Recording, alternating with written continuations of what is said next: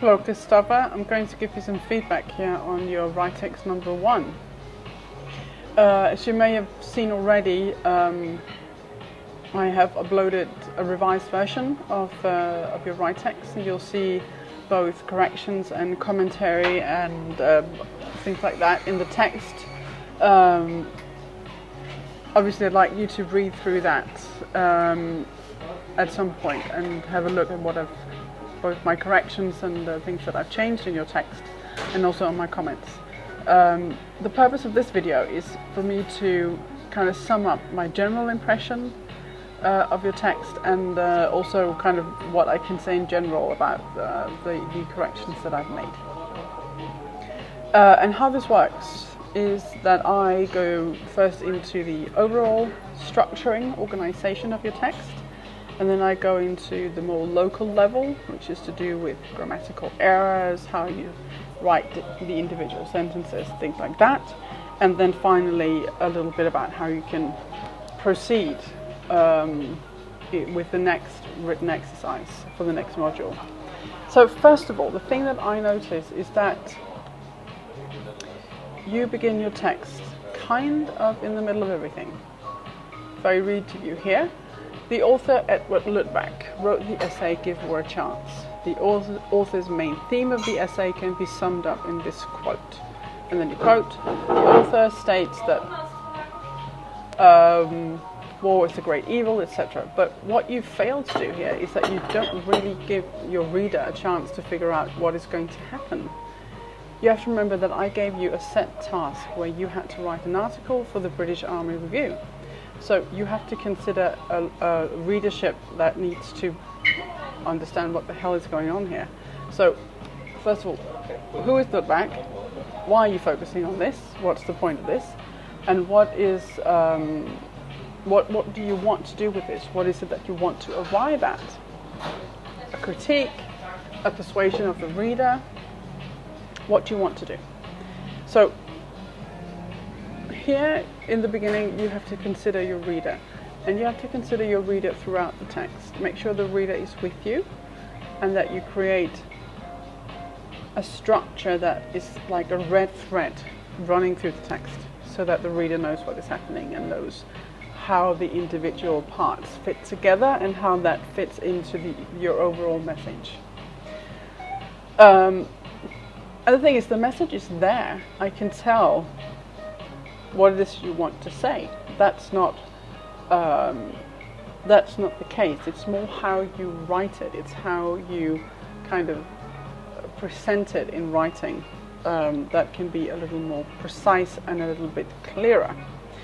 And also I think maybe you could benefit from trying to write in a much more straightforward way. Sometimes it helps to keep it simple. Keeping it simple means that you can always go back and tweak it and make it more elaborate if you want to, but try to keep it simple, at least in the beginning.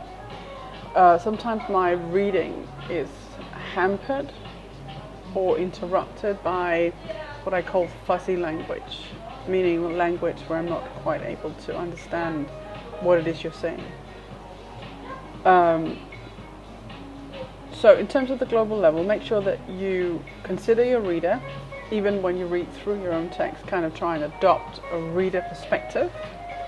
And make sure that your message comes across clearly at all times, both on the overall level, but also in terms of the individual sentences and the paragraphs.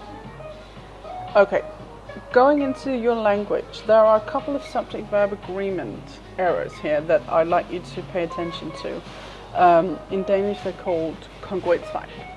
And if you Google both congruence and subject-verb agreement, you'll find loads of resources to tell you more about this.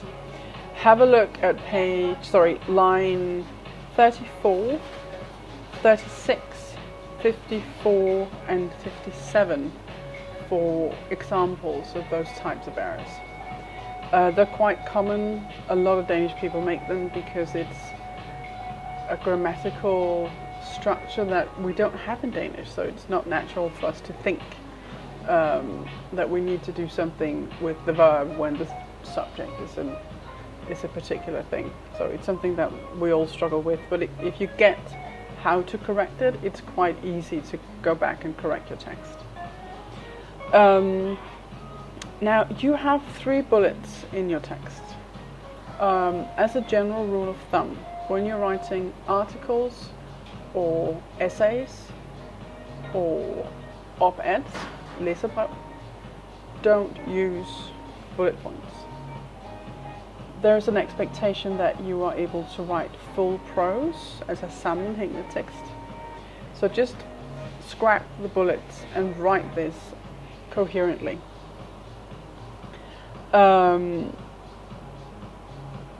Yeah, and then I'd like you also to look at, I've given you a web reference or a web resource to do with quoting.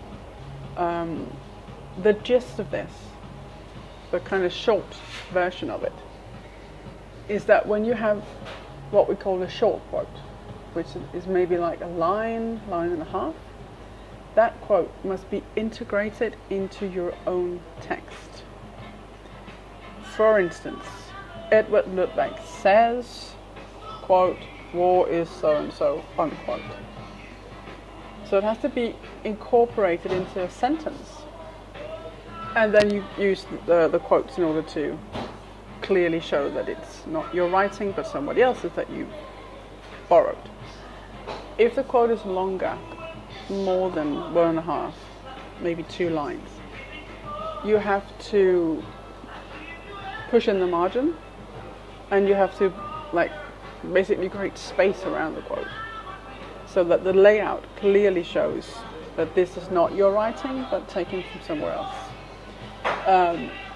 And that still has to be incorporated into your own text. You can do it the same way, Lundberg says, and then you continue with the longer quote but with a margin, narrower margins, etc. And then always, even if it is the same text, make sure that you reference where that quote is from, so the reader can go and find it if they want to.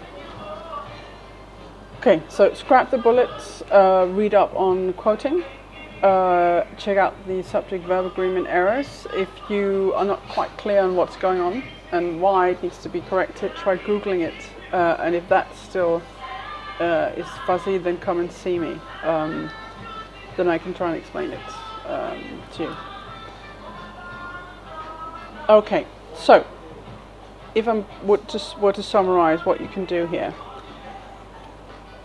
frame your text for the reader. Consider your reader.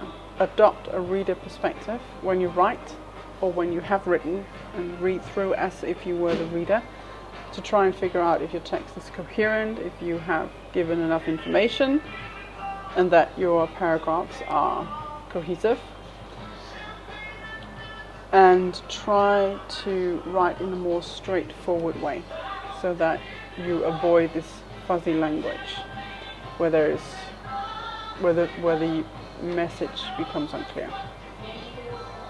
Yeah. If you want a grade for this, come and see me in class.